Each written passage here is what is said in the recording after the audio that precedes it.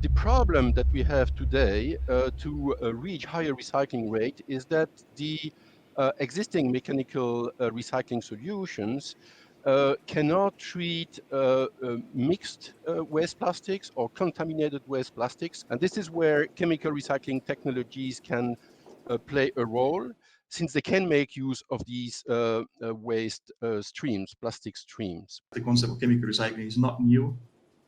And the main technologies have been around for quite some decades already and been promoted by the industry, and promises sort of to be able to overcome the limitations of mechanical recycling.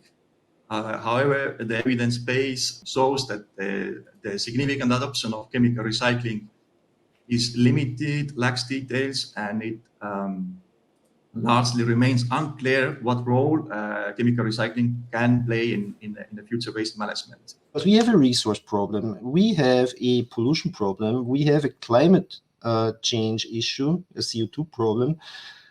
We have a value chain and economic problem, and I think that just by offering new recycling technologies or by offering technological solutions, I think we won't be able to solve any of these problems. For us, the perspective is chemical recycling has a very real role to play in the plastic crisis, but there's a few conditions and proof points that the industry has to prove before we can take this technology to scale. Specifically, 4 conditions: CO2, yield, feedstock, economics. This is not about chemical recycling replacing or substituting mechanical recycling. I think there are waste streams that can be handled by mechanical recycling. Why not? It's part of the solution, it's part of the toolbox.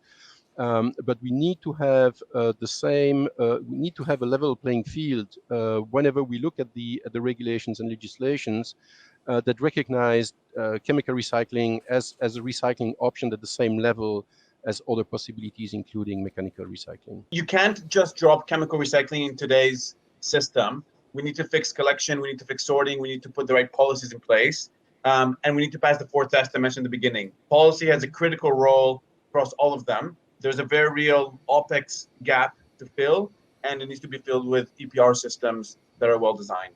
And most importantly, any support system for chemical recycling should not come out at the cost of preventive policies.